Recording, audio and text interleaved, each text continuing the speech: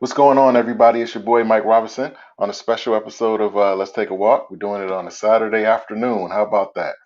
It feels kind of weird, but we're gonna rock. I hope everybody had an awesome week. I had an awesome week as usual. It just seemed like it just flew by. I seemed like I was just with y'all yesterday. But anyway, I'm glad to see everybody that came on. I thank you guys for coming on. And tonight or this afternoon, we have Miss Maya Marshall. She is a clothing designer, a blogger, an author, a writer, a life coach. You name it, she does it. And we're gonna sit down and we're gonna chop it up with her to this evening and just see what we come up with. Okay. We're gonna get a little background on her and everything that she has going on. I'm gonna without further ado, I'm gonna go ahead and bring her on. Miss Maya Marshall.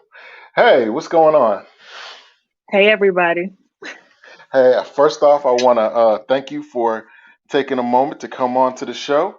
I appreciate you because I know you have a lot going on and you're a very, very busy person.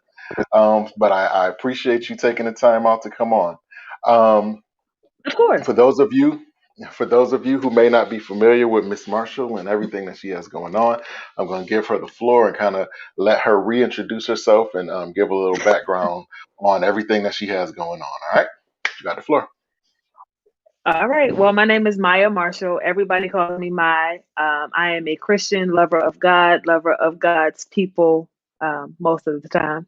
And I have a website, which is mayamarshall.com, where basically I use my testimony, my story to hopefully empower women to heal wholly and use their broken pieces to share their scars with other people because of course we're living life not just for ourselves but to leave an impact and legacy behind us. I do merch, I blog.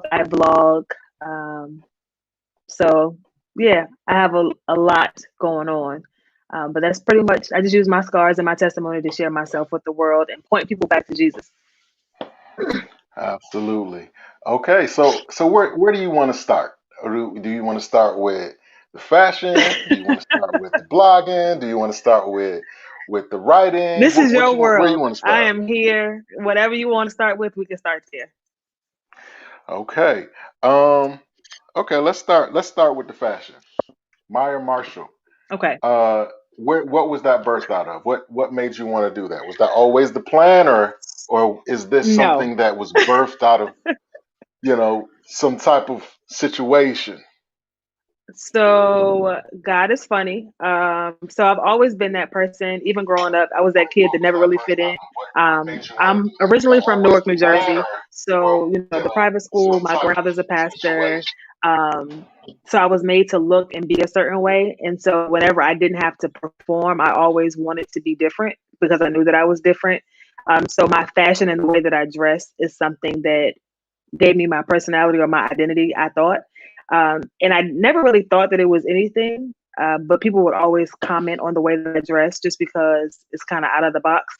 I never intended for it to inspire other people. I've always loved fashion, but I never really knew that God was going to use something as quirky as the way that I want to dress to inspire other people. So as I got older, I realized that it was more often than not, like people would always compliment or comment on something that I would have on or the way that I mix patterns. And so I was like, hey, this might be a thing that God is trying to use. And even if you don't feel pretty on the inside, sometimes you can just dress completely outside of the box and make yourself feel good. And that's kind of where mine started from. Like, I never fit in, so I might as well just dress completely outside of the box and be obnoxious with the things that I put on to make myself feel better. And it just kind of became a thing. So, yeah, that's how the fashion part of my ministry took off. So you you meant to be obnoxious with it? She was being petty like that? Yes. Really? Yes, absolutely. Wow. Because I went to private school. So, from 7 to 2, I was in a uniform. My grandfather is a pastor. So it's only so much freedom that you have with that. And so any free moment that I had, it was metallic shoes, capes, big bows, robes, whatever I can get my hands on to play dress up. It was something that carried on into my adulthood. So sometimes I feel like I'm still always playing dress up.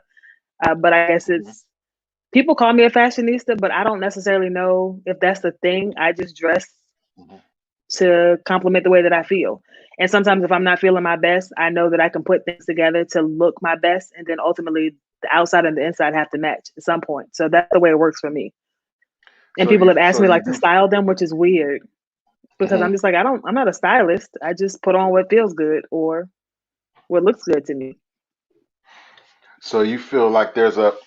So do you feel like there's a connection between um, an individual's mental health and the way they look, whether it be their grooming or what the clothes that they Yes. wear?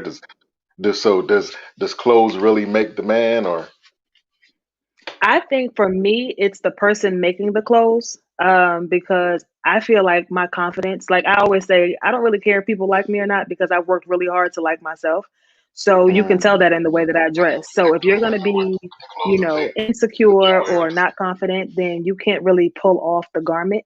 But if you have the personality to be like, I don't care what anybody has to say, I worked really hard to get to the point where I like this person that I am. So if I want to wear polka dots and stripes, I'm going to wear polka dots and stripes. If I want to wear cape, I'm going to wear cape.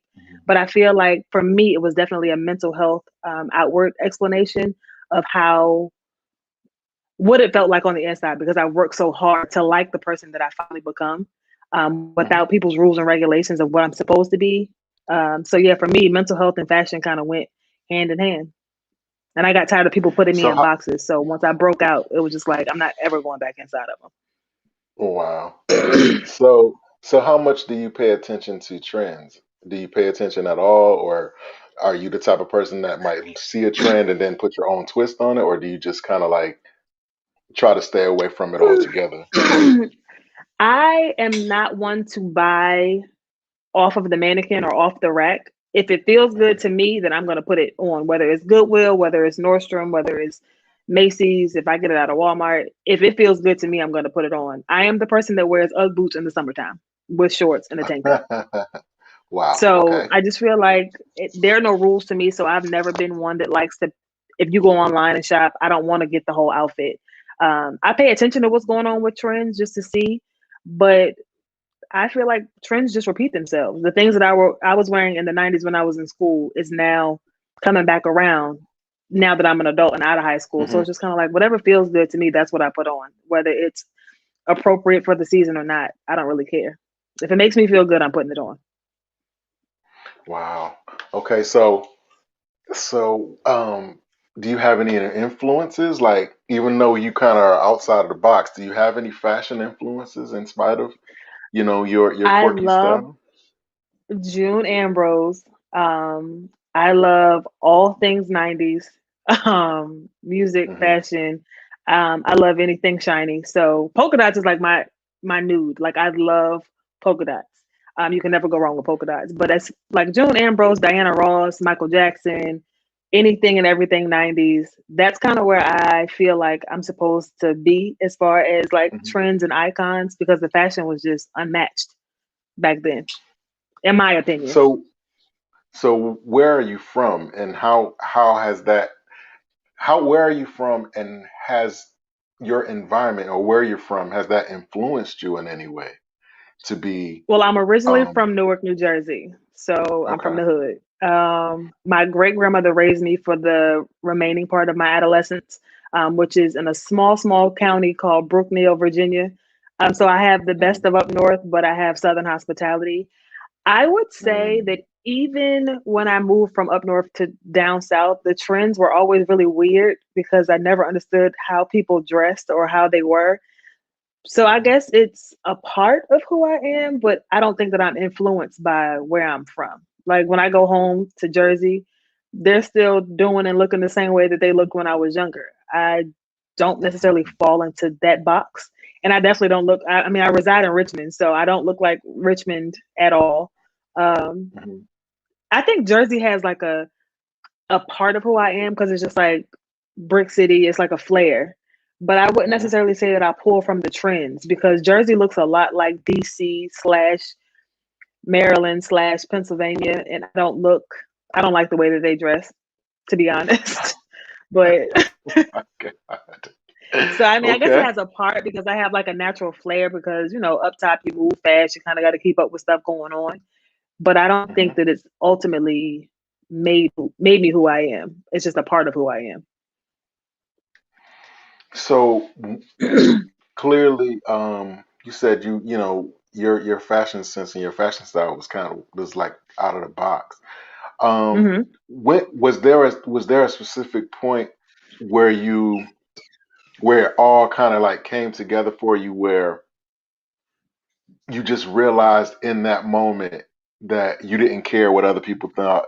This is what I'm going to do. This is who you are. Was there a specific point, or was there a string of events that kind of brought you to who you are now?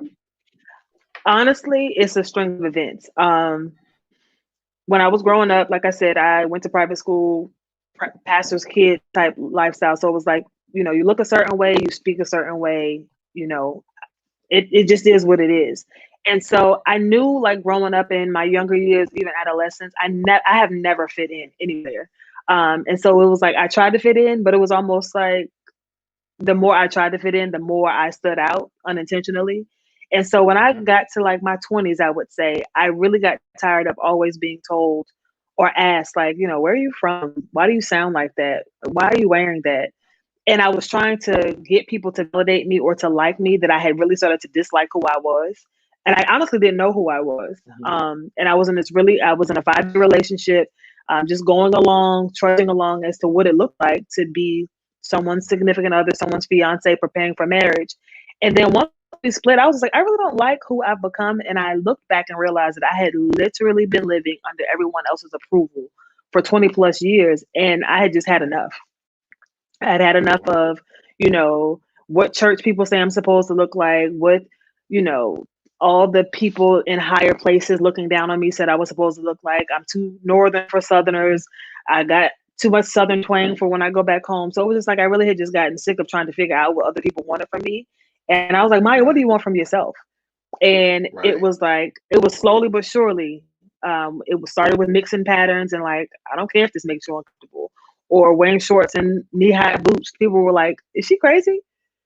But I really got to a point where I'm like, the furthest from trying to get people's approval is basically the path that I went down. So if it was going to ruffle feathers, I was going to do it, because I had lived 20 plus years of trying to get people to accept me, trying to get people to say, hey, she's okay.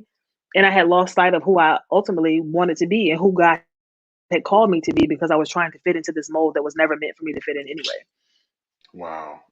So even in that, are there is are there limits even in that? Because sometimes you see people like, especially like in music and stuff like that, people hmm try so hard to go over your head in what they're doing that they start wonder like forgetting what they're doing. Like Yeah. they're trying to be Yeah. so cerebral and so deeper that that trying to go over people's heads. hmm Do you think that there's limits even in what you're doing? Like, have you had to like kind of bridle yourself or hold yourself back at certain points? I feel as though, so I spend a lot of time with God just because I feel like I'm one of his favorite problem children.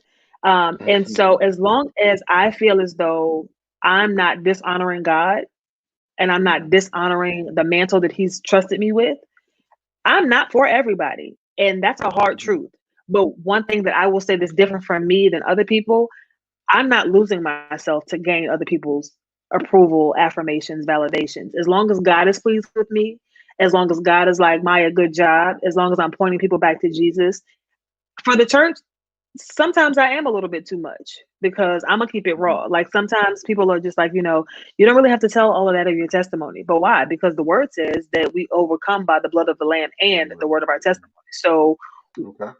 what would I look like trying to like cookie cut my testimony to appease a certain demographic, because my testimony is really not that pretty. It's not to be boxed in as traumatic. It's volatile. It's, rough around the edges, but I'm not losing myself. I'm not trying to, I know the difference between being a stumbling block and being someone who is pointing people back to Jesus.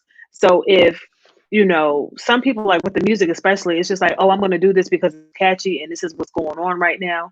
I'm not going to lose myself to appease Mhm. people. If it doesn't point back to God or if it doesn't point people back to Jesus, then that's where I stop and be like, well, Maya, what are you doing it for? So for me, I know that I'm Right. not for everybody. I'm too churchy for the world and I'm too worldly for the church. But I'm okay with the lane that God has created for me. And it's kind of unorthodox. But I feel like in this season, especially, there's so many people like raising up as far as I call them the remnant. These are the oddly and the peculiar people that God is raising up in this season aren't the ones Mhm. that like, wear the dress shirts and the women wearing dresses and the women sitting in the audience. I feel like God has really in this season started to raise up peculiar people that have a really rough testimony, that have something to say. And it may ruffle the feathers of the church, but it needs to be said because there are people that don't look like the church that need to know God.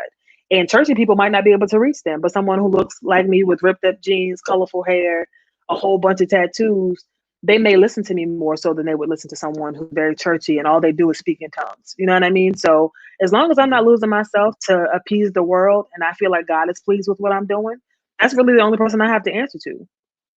So that's Okay. I've gotten really okay with the church people can put me out. The world might not like me. I'm okay with it.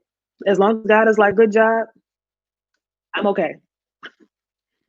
And I'm not losing See myself. now you See now you're actually getting ahead of me. See, we wasn't even at this Oh, point yet, but oh, you just really you just took the ball and like ran ahead, but that's okay. That's okay. I'm my gonna bad. Let me I'm let gonna me pedal back then. I'm gonna curate this thing. Okay. And just a little bit more about the fashion. Okay. Is your fashion? Who is your fashion? Who would you say that your fashion more catered to? Like, is it for women? Is it for young women? Is it for more mature women? Do you have a remnant for men? Who all do Uh, you like kind of like cater to? I feel like because I'm a woman, like I've had people ask me to style them, and I feel more comfortable with styling women because Hmm. we're women. We know what we're trying to accentuate, what we're trying to like hide, stuff like that. My pieces are unisex, but I just feel like genuinely in the beginning stages of my ministry, I am for women. While I don't necessarily like create things or when God gives me things, it's not like, oh, this is for the woman. But I find that I am more appealing to women. Um, Hmm. I wouldn't say that there's an age range because my fashion started off with the line called Survivor.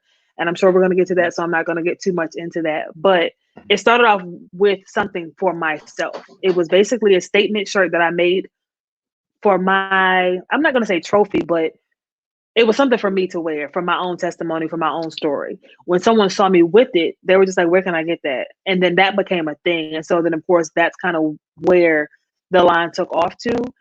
I just want to give people statement pieces to tell their own story because there's something powerful about being able to share your story as opposed to having your story shared for you. I find that there are men that have been reaching out to me that are really encouraged and inspired by my movement, my merchandise. Um, but I tend to wear colors or create things in colors that I guess men shy away from. Like the latest shirt is pink and black. But it's for everyone. If you have a story to tell and it relates to you, then my pieces can be made for you. I have men that buy things from me for themselves. So I kind of took the limits off of just saying, oh, well, I'm for women. I'm for whoever God calls me to go towards. Are you muted?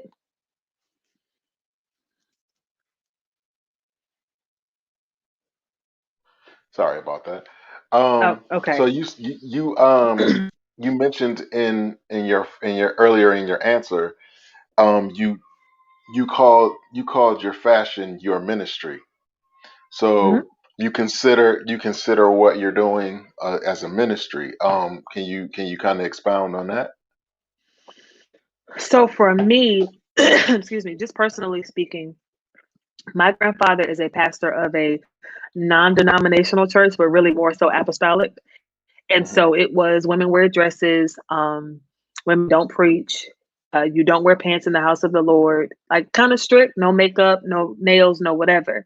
So I think honestly, if I'm being 100% candid, I think my ministry was birthed out of my rebellion to prove people Mm. that continue to try to put me in a box. I'm like, I'm not with it. Like, I'm not wearing dresses. I'm going to wear pants because everything that I was not necessarily robbed of, but everything that you told me that I couldn't do, and it birthed a ministry of like, no, I'm going to do this because you can't show me where it says that I can't. So everything that you told me that I couldn't do, I'm going to prove you wrong. So even with my fashion sense, it was wearing dresses to King's Dominion or to amusement parks, or knee length longer, no fingernail polish, no jewelry, no tattoos. I have 23 tattoos. So it was like, if you tell me that I can't, once I'm legal enough to do it, I'm gonna do it. And Wow. so my ministry honestly was birthed out of my rebellion to prove people that had continued to try to put me and smother me in a box that they weren't going to be able to. And so, if I'm being honest, my ministry, especially with fashion and fashion sense, was birthed out of a place of rebellion. Excuse me. Wow. You just kind of like blew my mind right there. Um, so with it being a ministry, I mean, ironically enough, religion on its face, is birthed out of rebellion. You know what I'm saying? A lot Correct. of the denominations, Yep. somebody was sitting in a church or a religious thing and was like, "Yo, this is not how it's supposed to be." And so, boom, Yep. Protestant happens. And so somebody Mm-hmm. sitting in the Protestant thing and is like, "Hey, this is not how it's supposed to be." Boom, Baptist. Yep. So somebody sitting in a Baptist service and like, "Hey, this is not how it's Kojic. supposed to be." Kojic is where Lutheran. it's at. Right. It's what I'm saying. What I'm saying? So Right. it moves, it goes so on and so forth. So that's Mm-hmm. it's really funny, and I think that is something that people really forget when they Mm-hmm. become because we can become very dogmatic, but we don't Yes. realize that. A lot of the religious denominations that we're in and the things was birthed out of the very thing that you're Yep. trying to get onto me about. That's really crazy. Yeah. But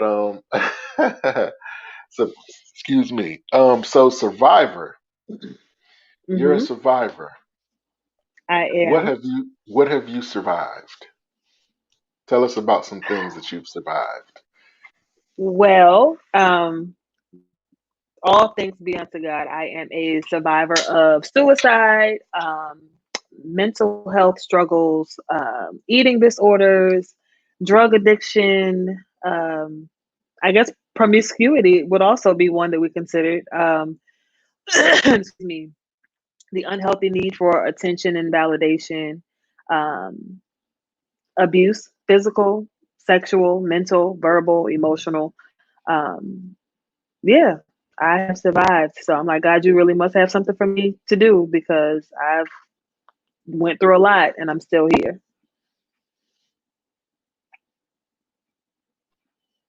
Wow. So I don't even know where to start on that.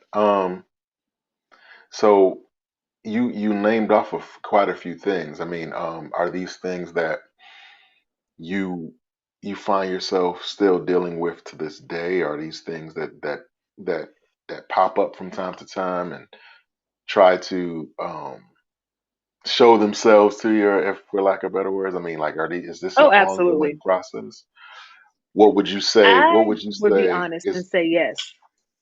what would you Um, say is most challenging? Is the most challenging thing that you've had to kind of continuously overcome?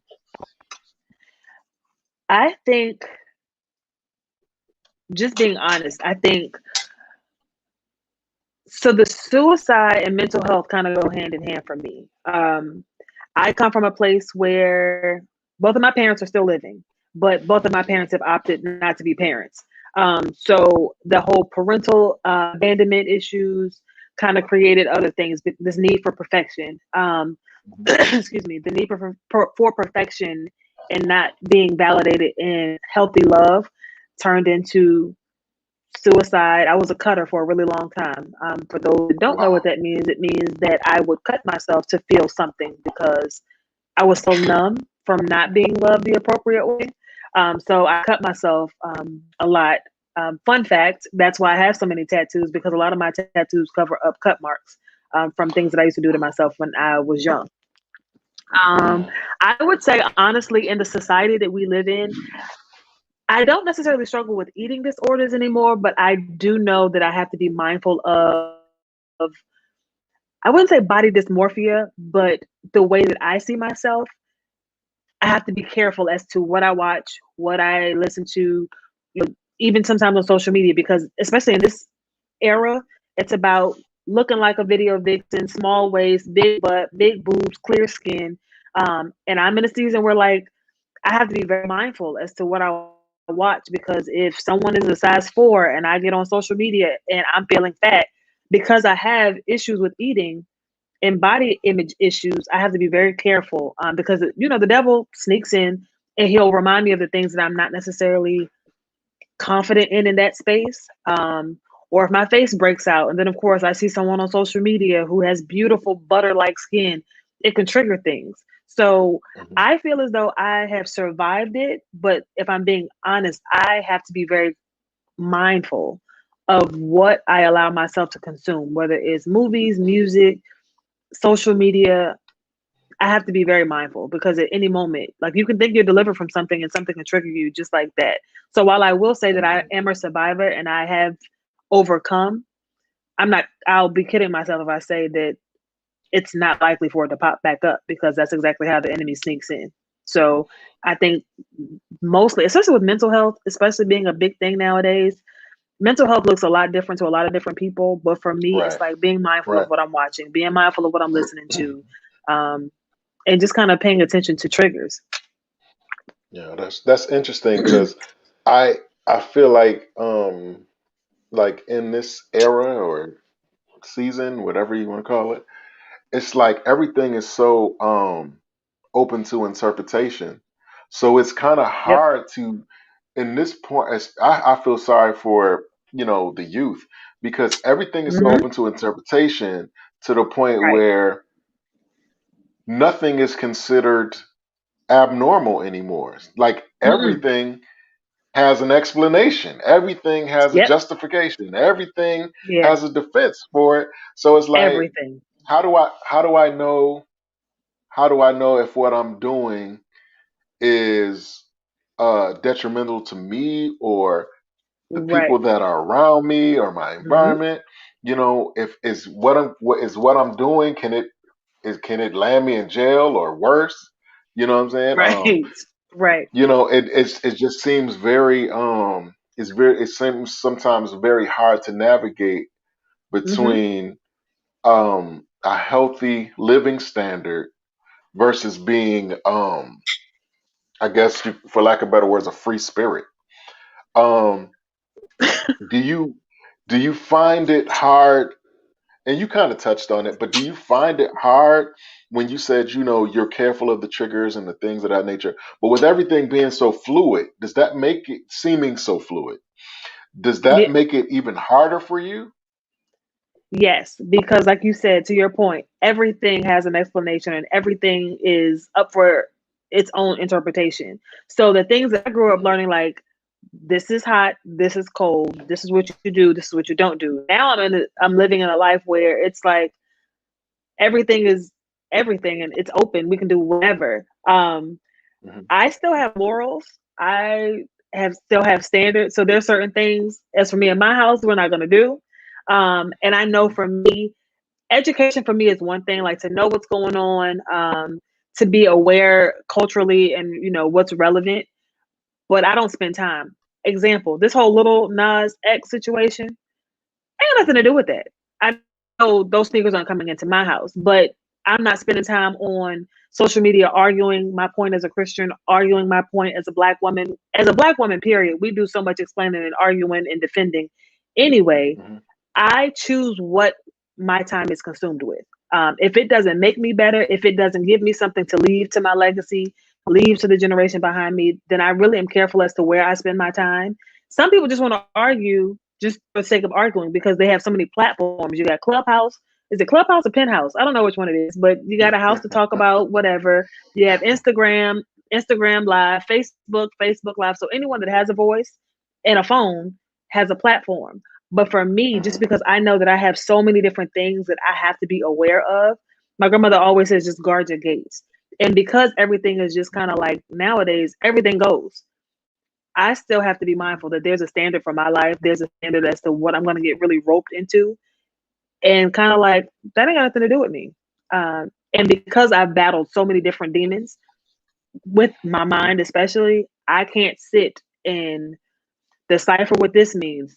Spend hours on this. If it's not bettering me for what my purpose and what my assignment is on this earth, then why am I spending so much time on it? If it's not making me better or helping me make someone else's life better, I really try not to spend time on it. Um, Was there was there a moment in your life when you realized that you weren't going in the right direction, or was that also a series of events that brought you to a certain point, or did you hit the proverbial rock bottom? You know what I mean? Or what oh was it? yeah, Was it? both and I have hit Mhm. a couple of rock bottoms. Just to kind of sum it up, in my 20s, I graduated school early. I did the whole college thing for a little while. I ran amok because I felt like I never really lived under a rock, but for whatever reason, I felt like I needed more freedom than what I had. So I went balls to the wall. Drugs, drinking, um, just blackout drunk, trying all type of drugs, hanging out with the wrong people, dating drug dealers, all those sorts of things. It was almost like I was looking to be completed, but losing myself the entire way. Luckily, I've never been to jail. We thank God. I've never, you know, gotten hurt, even in some of the really abusive relationships that I stayed in, dating men that were drug dealers. But it got kind of bad. I've, lived in my car before, not even because I had to, because I had family. Like I come from a decent middle class family. I didn't have to live those type of lifestyles, but because of the choices that I chose, trying to prove a point, I had allowed myself to hit rock bottom, and it came a point where I had to call my stepdad and tuck my tail between my legs and ask for help. And that's how I wound up back in Virginia. Mhm. And it was a series of events, but like looking back at it, it just seemed like one little thing went to another little thing to three more little things. And before you know it, I was just completely gone. And it was so fun being gone because I finally felt like in that space of it's weird because when you're living crazy, it's almost like that community of people that are drug dealers or drug users, you find a community or a sense of community in that space. And because I was someone who my mom didn't want, seemed to be, she didn't want to be a mom, my dad didn't want to be a dad. I found a community of people that accepted me and loved me in a world full of dysfunction. So, drug dealers, drug users, you know, promiscuous people, abusers, I felt love and accepted in such a detrimental space. Now that, of course, I'm healthy and whole and realize that that wasn't love, but it was rock bottom living. That was my norm, just living rock bottom. I was a functioning drug addict. I was a functioning alcoholic, and I was living this really dangerous lifestyle um, that could have landed me dead a long time ago. But I was chasing this sense of fulfillment or this sense of completion from the people that I thought loved me. So I can think of one particular event that I woke up and was like, wow, I'm really kind of low. It was little things that, and I just, it wound up being my lifestyle. And I was okay with that for a really long time because that was the only space that I felt accepted or loved. Wow. I think that sometimes when we quote unquote come to the light, sometimes we forget. I guess like the term says, we forget where we come from. And Hmm. the fact of the matter is that we can judge people for the bad things that they do all we want. But like you said, when you're in a community of dysfunction, there's no judgment in dysfunction. Mm-mm, It's never. there's more judgment in function than there is dysfunction, Correct. Yep. which Yep. makes it so hard to um,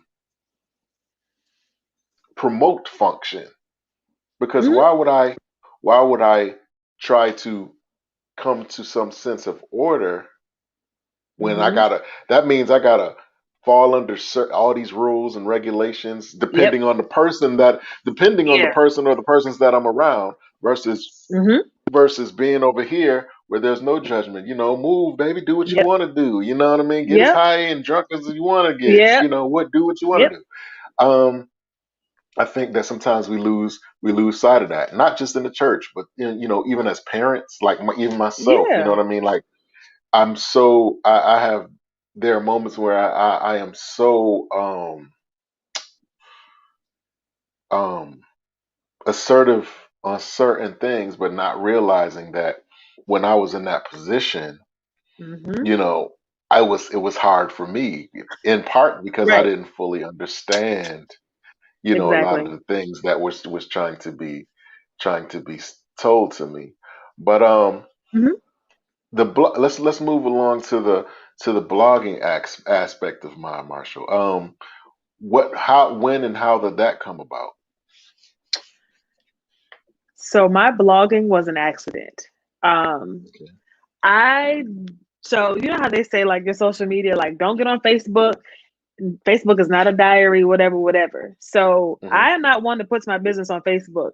I found WordPress to put my business, Hmm. and it started with a letter to my absentee father.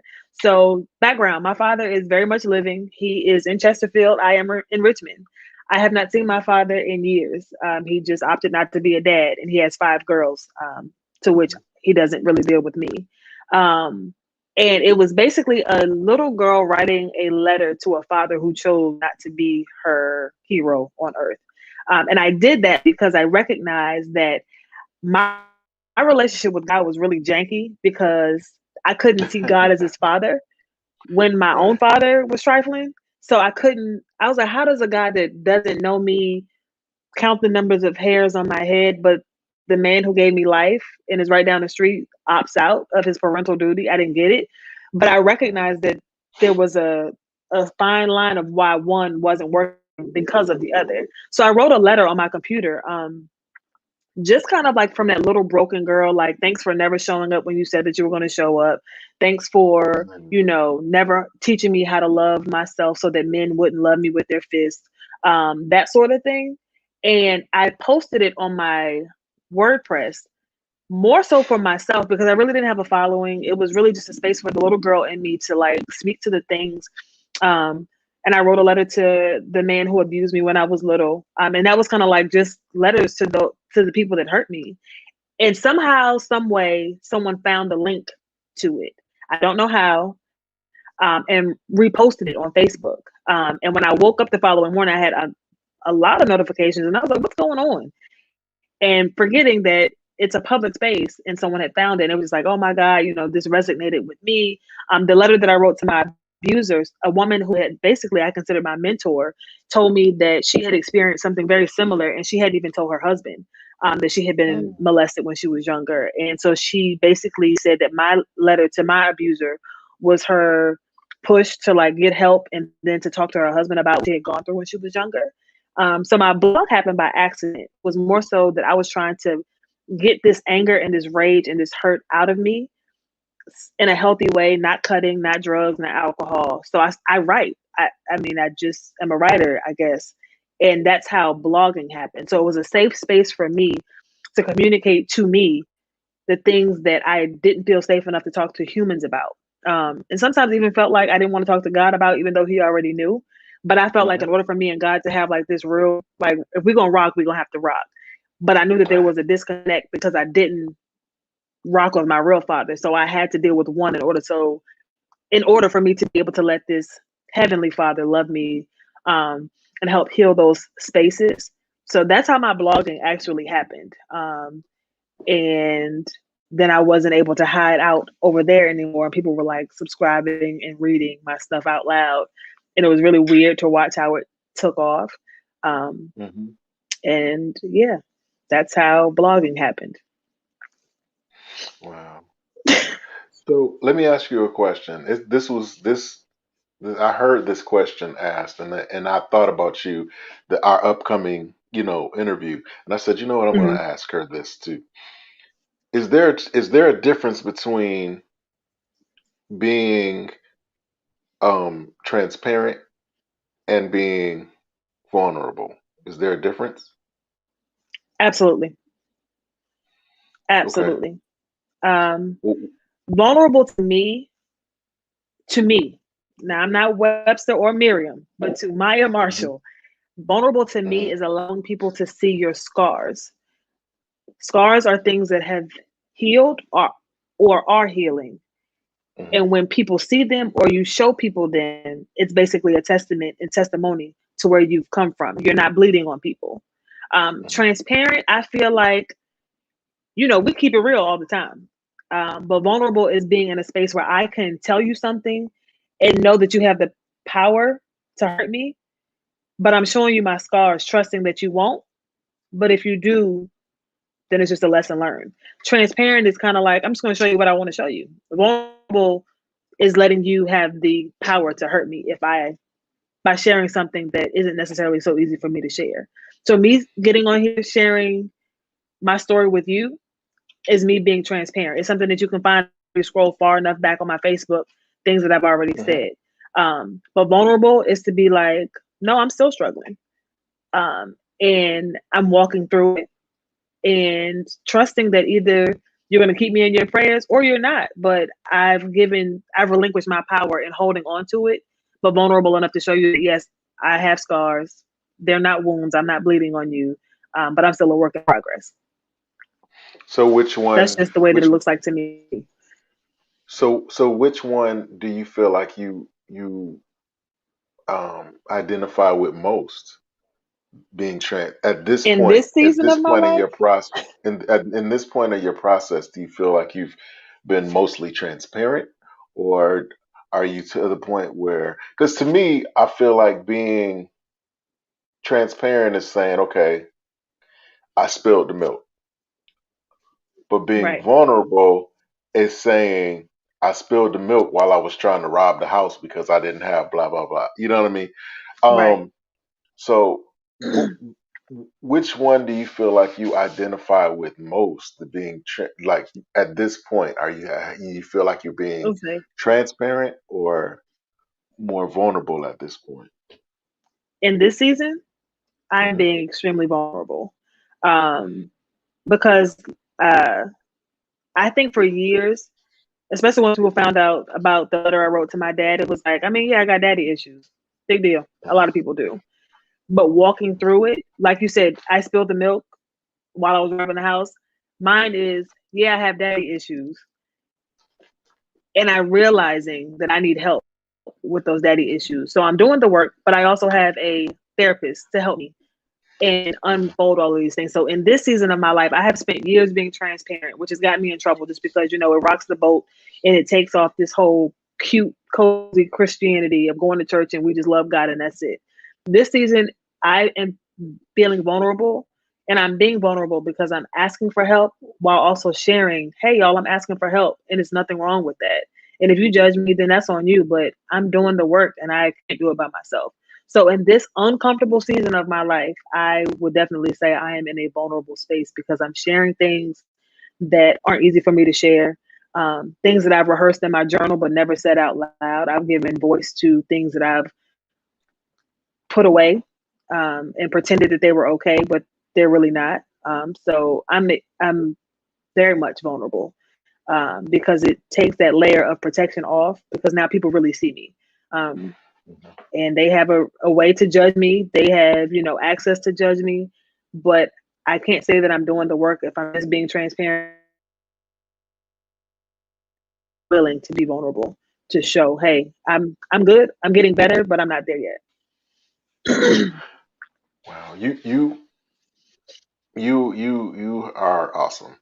First of all, this is Let's Take a Walk, and we are sitting here with Miss Maya Marshall. She is a fashion designer, a blogger, a writer, or just an all-around creative. And we talked about everything from fashion to um, all types of abuse. We've talked about navigating through social media and just overall pop culture and popular opinion. Um, and it's been a really, really interesting ride. Um, so with everything that you've put out there, not just on here, but just just in general. Um, no, let me back up a second. You mentioned therapy. Are you Mhm. so basically are you saying that you are an advocate for therapy? How important is has therapy been for you? So so I've gone through traumatic things. Example, I watched six people that I love, including my little brother, burn in a house fire. I don't say it like that, like that's a big deal, but I've said it so many times. Mhm. It's just like that's what happened. When I was younger, they put me in therapy, they being my family, because of the trauma. Like, I watched my house burn down to the ground and literally watched my mom go crazy because of losing my brother. So that was therapy to be like, make sure she doesn't like kill everybody when she gets older. And so once that stopped, I was like, I'm pretty normal. Like, I did all the activities. My family kept me busy. You know what I mean? Like, the pretty girl, wrap her up in a box and just put her in everything, and she's fine. What I recognize as an adult is like some of the reactions that I was having to certain things wasn't necessarily normal, but I wasn't a murderer. I wasn't hurting animals. I wasn't hurting children. I wasn't hurting people. So I was normal. It took me to have a complete meltdown from something so small, as a reaction to something that someone did. And I was like, this isn't normal. And for a long time, I thought therapy was for um, really high class Caucasian people or people that were really, really crazy, until I had that reaction with one of my friends. And I was like, I need help. And I told one of my best friends, I was like, I think I need help. And so she helped me research therapists. And I was like, do I really need therapy? Like, I'm not crazy, crazy, but I could probably talk to somebody. And so I was like, what's the worst that can happen? Because I've been functioning like this for 30 something years. So I was like, I'm not killing anybody. I'm all right. And it took my Mhm. consultation with my therapist to, like, within an hour, I was sobbing and couldn't figure out what was going on. And I was like, I need help. And I kept telling her, I think I need help. So for me in this space now, a month and a half in consistently of going to therapy, I am an advocate. God, yes, the Father, the Son, the Holy Ghost. I believe in all the Trinity as in one. That is my household foundation, and therapy, because I am a better person to the people that I love and the people that love me now that I'm doing something about my mental health, my emotional health. And I talk to my friends all of the time, but I'm the strong friend who basically takes all of my friends' stuff in. Not that they're, dumping nothing on me, but it's like, I'm okay. Tell me what's wrong with you. And then I'm Mhm. realizing that now that I'm talking to a professional, it was a lot of stuff wrong with me. And now I have someone who is licensed to deal with unpacking the trauma. So I am an advocate of God, Holy Spirit, Jesus, and therapy. I feel like they work together. God would not have put people on this earth to go through all that school, getting all these certifications, if he didn't want people like Maya and Marshall to take advantage of them. And I love my therapist. I have a Black female Christian therapist who has literally changed the entire trajectory of my entire path. So I am a strong advocate for therapy. Black people, get in therapy. We need it. We got a lot of trauma Mhm. that we have not dealt with, and we need Right. to get in therapy for real. We're better because of it. Wow. So with And most everything of us, that's honestly, if I'm going to say one thing, most of us have grown up with the what happens in the house stays in the house. hmm No, we're not doing that hmm anymore. Go get help. Go get help. right. So with everything that has transpired over the last year and a half, going on 2 years, particularly the pandemic and the racial injustice, and then later on in the year, the whole political thing, and then most recently the Capitol thing, you know, um, has that affected you? Has that affected you in your process? Do you feel like you've um, kind of adjusted how you do business and how you process creatively because of it? Um, I would say yes. In the beginning of the pandemic, I was producing just to say that I was producing. I think I was trying to distract myself because when we went into the pandemic, I was like, okay, they sent us home from work. This is probably like, 2 weeks at the most.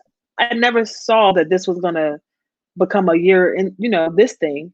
And so I, and honestly, being locked in the house and seeing all these things unfold, that's what really let me know that, like, I wasn't okay. I was just being busy to say that I was busy and trying to distract myself. So with all the racial injustice, like last year especially, first it was COVID, and then working from home was an adjustment. Luckily, one of my best friends lives with me, so I didn't have to go through it alone.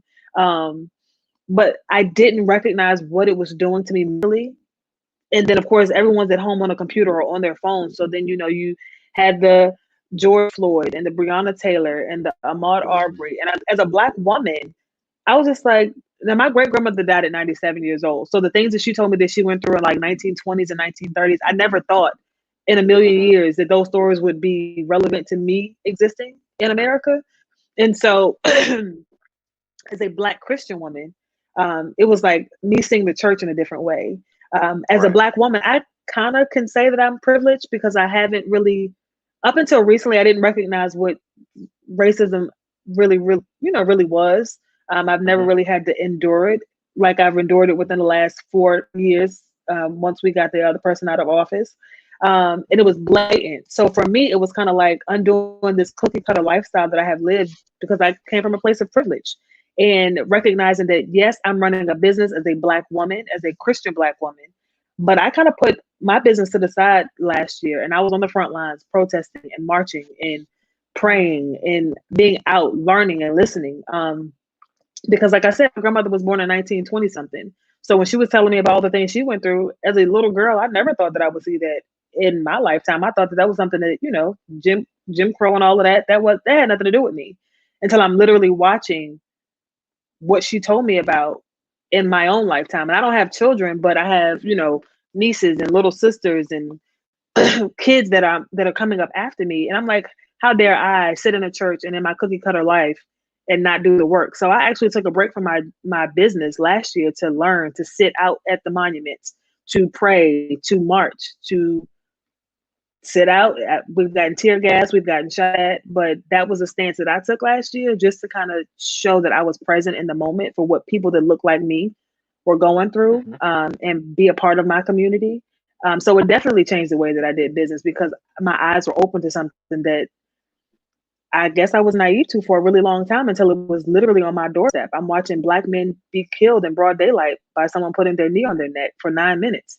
Someone Mhm. sleeping that looks like me, a Black girl sleeping and she's dead. And they care more about the wall that they damaged than the life that they took, or running through the neighborhood that you can lose your life just because you're brown. So for me, it kind of like made everything come to a complete halt. And for me, I couldn't do business from a place of just, oh, let me just sell a couple of shirts. God is cool. God is amazing. But how dare I sit behind a computer and create when I have no support? I'm not showing up to support the community that looks very much like me. So I Wow. spent my summer last year marching and crying and fighting for some type of equality. And that's Mhm. not just Christian Black lives, that's Black lives, trans lives, LGBTQIA lives. Because Black lives can't matter if all lives that are Black and different don't matter. Wow. Wow.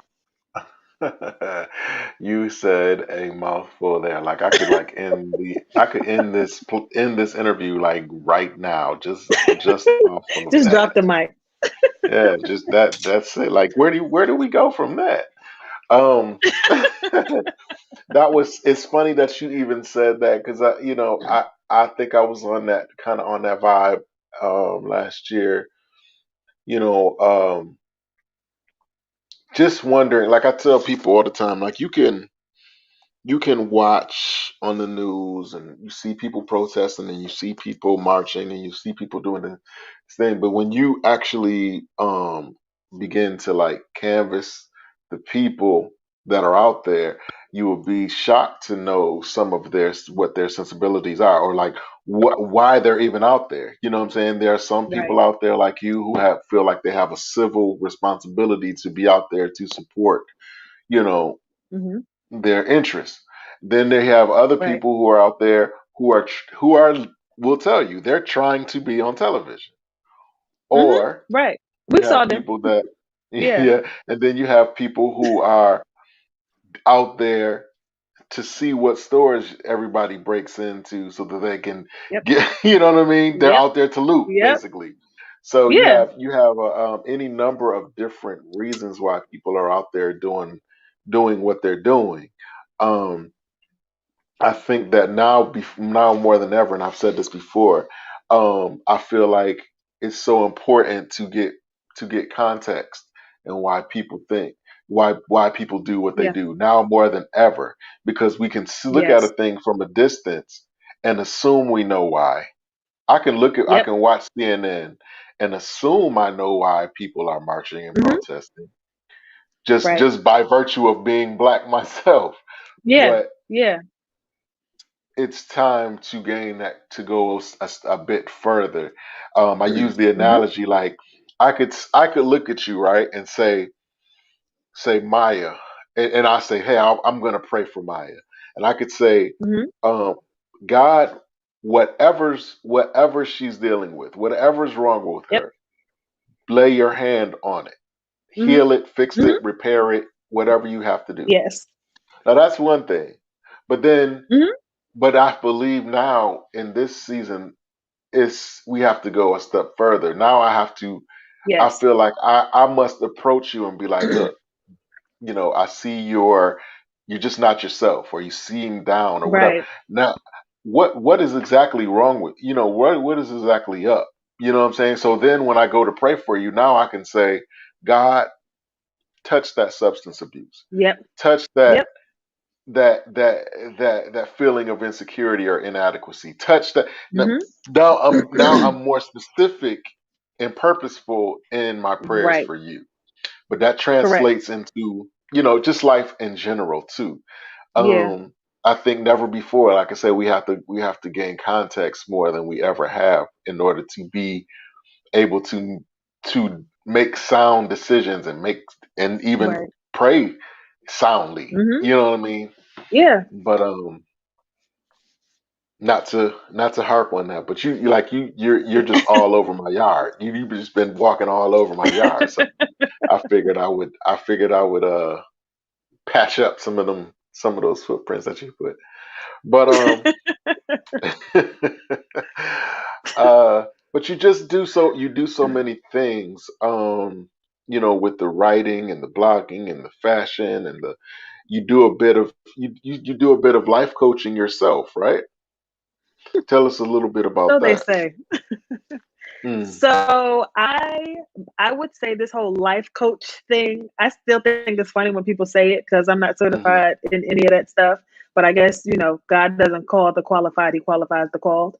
Right. I would say that my life coaching ability literally came for from a place of I needed a me when I was younger. And I wish that I had a me when I was younger because I probably wouldn't have got into half of the stuff that I got into. So now my place and my posture is to give to those people who need someone like me a me, someone that Mm. will love you, who will embrace you, but build a relationship. If rebuke is needed, I will rebuke you. Um, that whole, because because the church will tell you, my homegirls will tell you, I will rebuke you in a minute.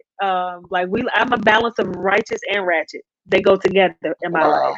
But I feel Wow. like I lived so long trying to like be this perfect Christian that never is going to exist, and I lost out on so much life and just enjoying my relationship with Christ because I was trying to be perfect. But no one ever really walked me through on how to do deliverance, how to go through, heartbreak, soul ties, finding your identity in Christ, understanding what your identity looks like outside of what people tell you that it's supposed to be. So my life Hmm. coaching is sometimes I'm talking to myself, but I can't help you go through anything if I'm not telling you that I've gone through real life stuff. Because some people have been Christians all their life; they've just been perfect Christians. They never sinned. That's not me. I sin all the time, every day. And like I Right. told you in the beginning of this thing, my mission is to love God and love people. But sometimes God's kids get on my nerves. But I Right. just am in a position where I want to, excuse me, share Christ with people in an attainable relationship with Christ. Like when I was growing up, I felt like Christ was so far off. And I was like, there's no way that God can love somebody like me because I'm trash. And so I Mhm. tried to live up to this perfection or this persona of like, well, if I'm perfect, God will love me. Or I got to clean it all up first before God will even take a chance on me. And that's not the truth. Like, I am the person that will come to the mud with you and come help roll my sleeves up and help get you out of it and help dry you off and walk on a drier path. You don't have to be in mud just because that's what your situation circumstance put you in. That's not the end of your destination. So my life coaching is literally just sharing my scars with the world in hopes to empower, encourage, inspire other people to live their freedom, live their truth, live their authenticity, um, and work on a relationship. It's not about perfection. It's about y'all can have religion. I don't want it. Mine is a Mhm. relationship, and that's what I want to encourage and inspire other people to have is a relationship, not following religious rhetoric or religious traditions. God is my homie, and I want other people to know him too, because there's freedom in that. Right. Okay. I got a couple more questions for you. Okay. What is forgiveness? What role has forgiveness played in your life? Have you felt the need that you've had to forgive in order to navigate through everything that you've gone through in your life? Has it played a role? Yes, the biggest part or the biggest person that I had to forgive was myself. Um, Hmm. I existed under so much shame and so much condemnation that God never put on me. I put it on myself, or I allowed other people to put that on me.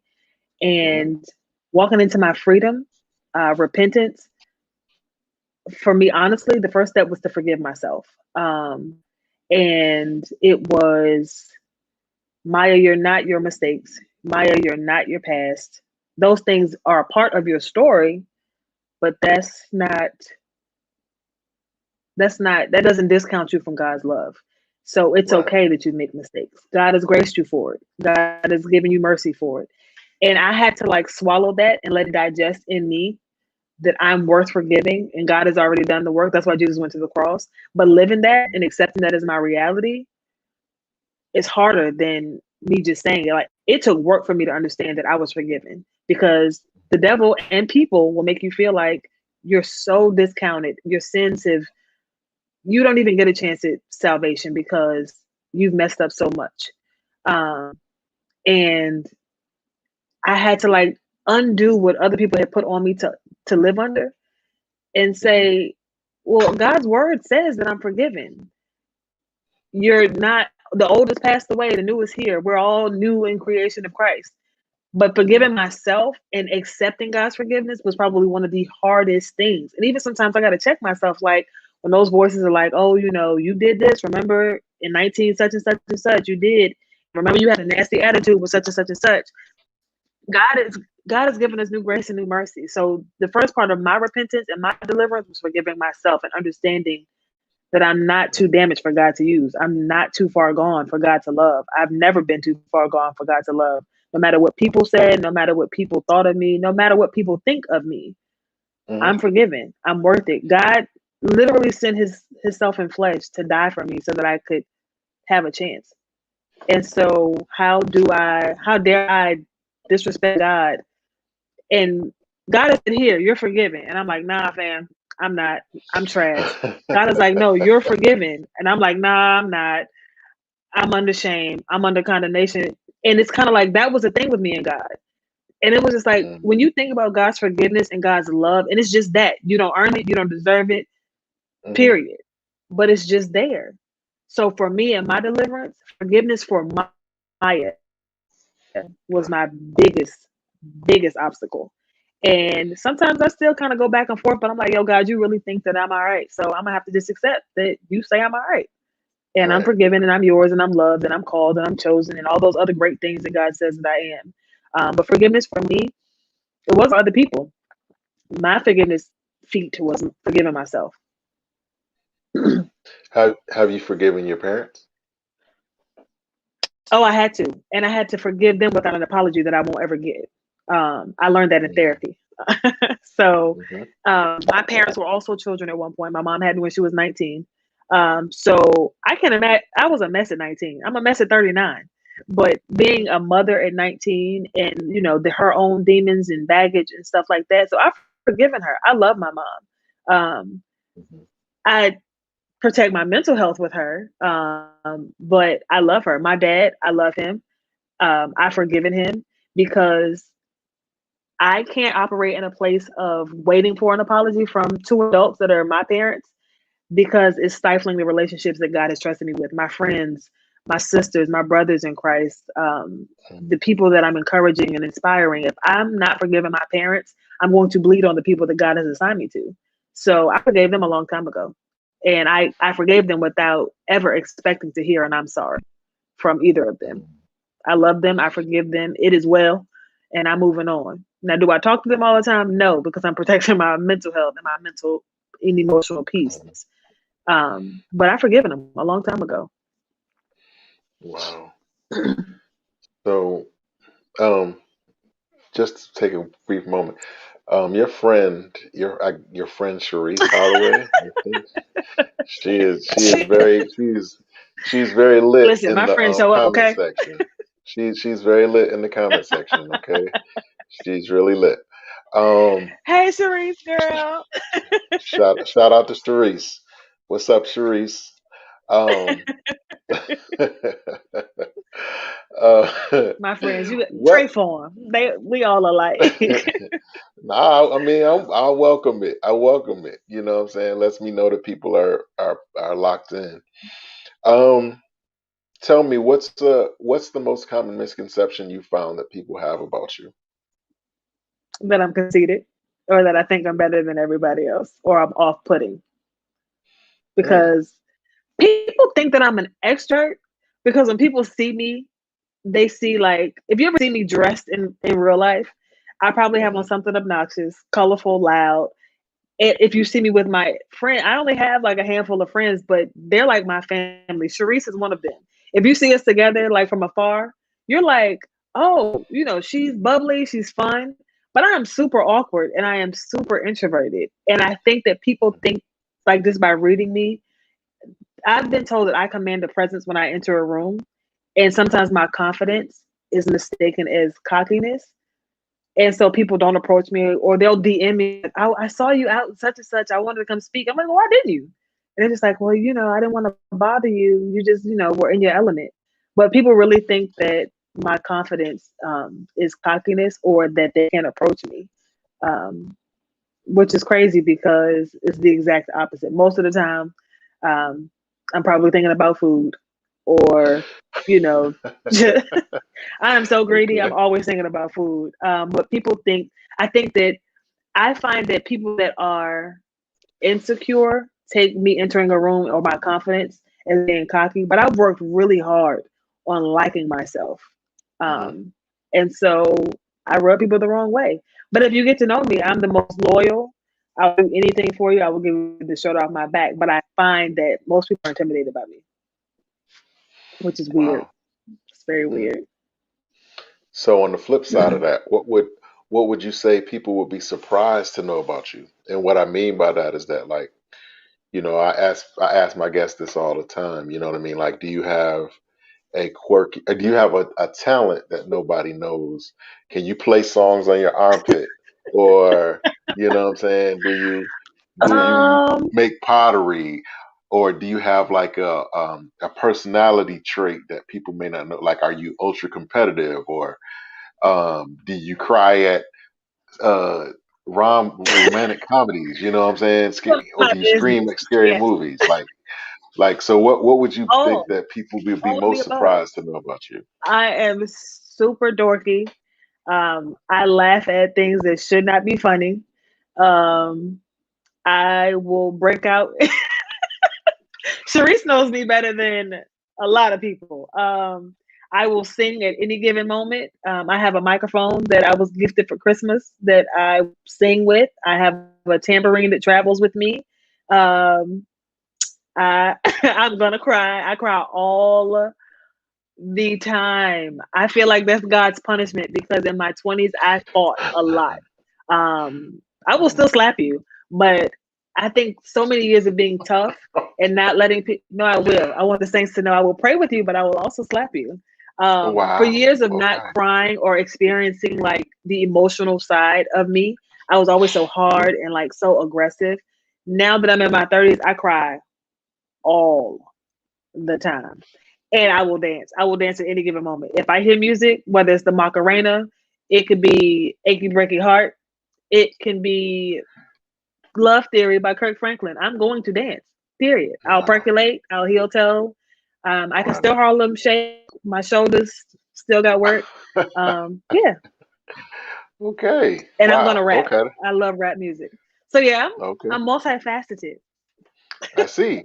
You're an onion. Absolutely. Um. Uh. This is gonna be my last question. This is a Okay. question that I ask all my guests. And once I ask you, just take a moment, think about it for a second, and give me the most vulnerable slash transparent answer slash Okay. honest answer that you Okay. It's a lot can. of slashes, Mike. All It's a right. lot of Hey, slashes. listen. It's my show. All My right. show. Okay. You Um. right. Uh. Here's the question. What would have to happen Mhm. in your life if it hasn't happened already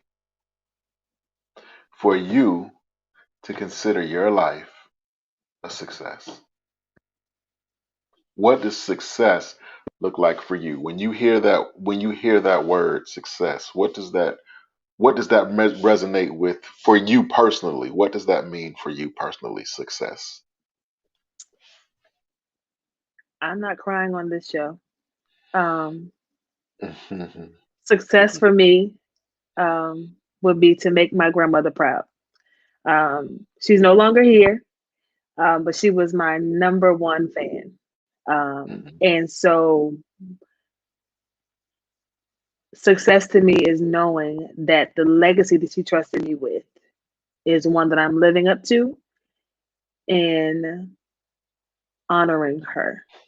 Um, yeah. She always taught me, she was the one that actually started me with the dressing outside of the box. The very first pair of shoes she bought me that I can remember were silver platform shoes with white bottoms. And Wow. everyone in my family were just like, they were the most horrible looking things ever. And she was like, if it makes her happy, then she needs to live and wear her freedom. So she's always taught me that it's okay to be different. So successful on my measurement would be to know that she's looking down and she's smiling, knowing that I love God, I'm living for God, and I'm carrying the legacy and the torch that she's left with me. So Wow. that would be success to me. Okay. That's awesome. That is awesome. This has been a great inspirational experience for me. I'm so glad that I am really, really glad that I had you on this show. I want to thank Thanks for having myself. me. I want to thank myself for having the sense to have someone like you on the show. And this is not even like generic. This is like so real. I'm so glad that you came on this show. I really am in awe of myself for having you on the show. I Good appreciate job, I Mike. appreciate me. I appreciate me for that. But no, I'm Good choice if kidding. I But say so myself. no, I'm kidding. But again, I thank you for coming on the show. This is the last thing. Okay, if I'm struggling, with self-image, self-esteem, if I'm struggling with self-mutilation, um, mental, physical, sexual abuse, that I may not have shared with anybody. If I'm just dealing with personal trauma and things of that nature, and I see you on Let's Take a Walk, how can I get in touch with you? How how can I get in touch with you to kind of like lay it all out? Well, I am, of course, my website, which is www.mayamarshall.com. My name has an I, guys, so it's Maiya Marshall with two L's.com. Hmm. My Facebook, because everybody calls me my Facebook is my Mai Marshall with two L's. My Hmm. Instagram, I have a business Instagram, which is at the Maya Marshall brand. And then my personal Instagram is my name. So it's underscore Mhm. MAI period YA underscore. On my website, there's actually a space where I ask you, how can I pray for you? How you can get in contact with me, what you need me for, events, prayer, whatever. I really believe in doing life on purpose and in purpose. So if you ask me to pray for you, I'm going to pray for you and with you. Um, and what you see on my social media is what you get. And like I said, I'm a healthy balance of ratchet and righteous. Mm. But if when it comes to prayer and walking with people, I am one that will walk with you through your mud. I won't. I can't let you pull me in your mud, but I will roll up my sleeves and help you come out of it. And Mhm. so, yeah, that's how you can find me, or somewhere brunching around Richmond. Okay, and I'm looking for. I need something real drippy to wear to an event. If do do I go to where do I go for that? You Like, go do to I go to mayamarshall.com. If you need the mayamarshall.com for that drip, too? you got to go to Okay, mayamarshall.com. Yep. okay, And that's all what's my up. pieces are, I don't believe in wearing anything or creating anything that I wouldn't wear. Honestly, Hmm. um, it's literally what God downloads into me. And I'm not no fluke when it comes to fashion. So if you want to be dripped, you got to go to mayamarshall.com. And it's like that. So yes, that's I where you can want find to all the fits in fashion. I want to shout out to Sharice again. She has been She's really, like my really little sister. she has been really, Listen, really active on this thing. listen, that is my little sister. I wish I would have noticed her earlier. She might have been on here at the same. I might have had you guys on here at the same time. That would have been super crazy. But Don't invite her because she's in my house. She's upstairs somewhere. she is That's my partner in really crime. busy. Yeah, She that's is really my. busy. She's But a I love personal it. I trainer. love it. Since she's in the comments, I was gonna say she's my personal trainer. She does Oh faith really? and fitness, so y'all can follow her. Yes. So she's legit, like in real life, certified to be a personal trainer. She has been my Sharice, mental help. Put your stuff in there, Fave. put your contact info in the comments or She and all believes of that. faith and fitness goes together. Mhm. So she does. She can tell y'all can see her story on her website, but her faith and fitness journey is legit, and she believes that faith and fitness goes hand in hand. So it's really weird that she's like one of my best friends because of how we met, and Mhm. how our journeys literally go together. So how weird would it be that God would give me someone like a little sister or a best friend who supports me in like physical fitness and being healthy, and then I was someone who struggled with eating disorders and body dysmorphia. So it's just really dope. Mhm. Even seeing our friendship and how it's come together. So if y'all looking for a six pack, she got it and she can help you get one. So I have two, but I don't have a six pack. I got two. Maybe by 2022 I'll have six. I know that's right. I know that's right. I like donuts, so mm, that's Don't my we problem. all? Don't we all? Don't we all? Um, listen, I'm gonna have to get with Sharice too because I want to I was do. just gonna say the thing we uh, talked about. Yeah, I've had several health and fitness people on the show, and I would love to do a panel interview with her and a couple of the people that I've had on here before, and just kind of Yeah, she'd be awesome. bounce some things off of off of you Yeah, guys. check out I her don't believe website. I've And I see. do not believe that I've had a female fitness person. I think they've all been men. So that would be definitely interesting. Oh, Um, but see, look at that. The gift that keeps giving. right. But again, I want to thank you and Sharice for doing a great interview right tonight.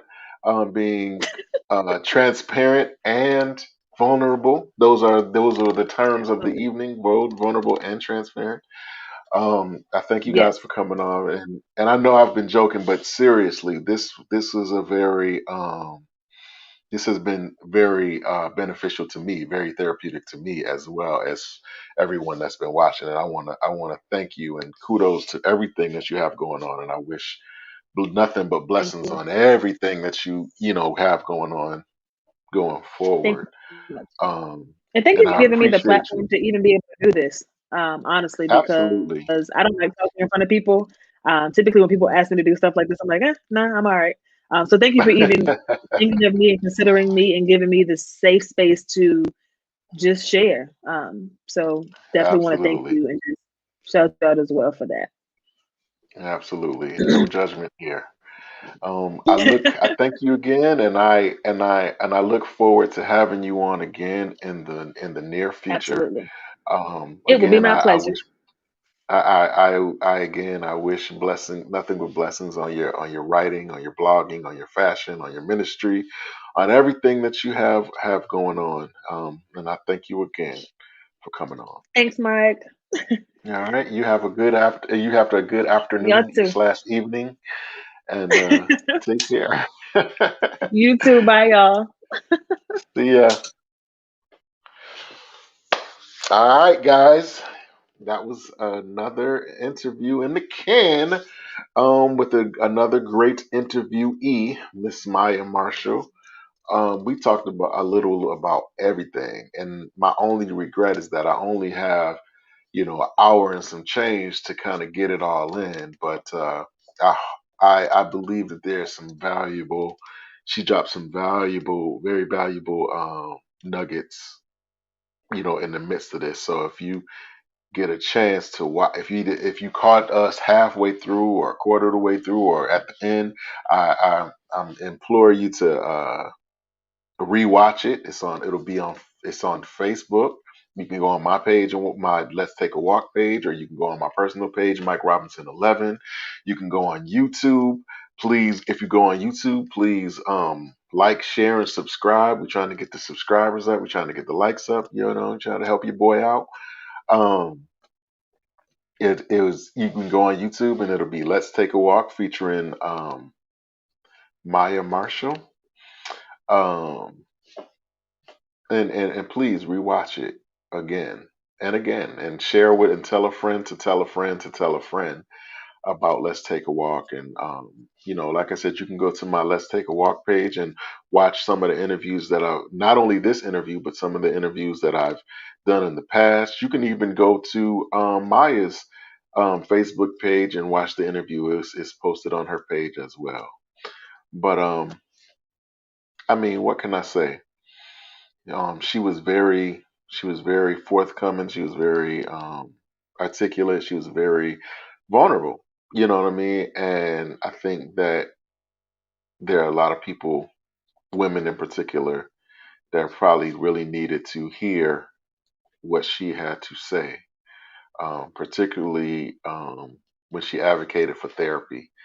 Um, that's something that our community doesn't really place much emphasis on. But I mean, we want to work to change that narrative. I mean, we yes, we go to church. Yes, we believe in God. Yes, we know that God can do exceedingly abundantly above all that we can ask or think. But He also created resources for us to speak to and relate to and vent to on a daily basis that will give us the proper guidance that we need to kind of navigate some of the things that we may be dealing with in our personal lives, our job lives, our relationship lives, whatever it is that we may deal with. Um, help to help us kind of find um, our footing. You know what I'm saying, so that we can be on the right path to go and be whatever it is that we're supposed to be. So I was particularly impressed by that. But overall, it was an awesome interview. One of the best I've done. I've had the pleasure of being a part of. So shout out to her. Shout out to her, Sharice Holloway, her friend who was very lit on in the comment section. She was very dope for that. And you know, we're, we're gonna see about getting her on here too, to talk about faith and fitness, you know. And that's what it's all about, crossing those lines, making those connections, um, with the people that we wouldn't ordinarily cross paths with. And now, a new relationship, a new connection, a new resources have been made. And so That's what this show was all about. But with that being said, I'm not going to talk you all guys all to death. I thank you for coming on and checking out the show. I really appreciate you. I know that you could be doing a lot of other things, but you're here with us or with me. Um, and I really appreciate that. Thank you, thank you, thank you, thank you. 100 times thank you. Um, that being said, um, that ends another show. I see you guys next Friday, 8 o'clock Eastern, um, with another great guest. Another great guest. All right. You guys have a good evening. Let's take a walk.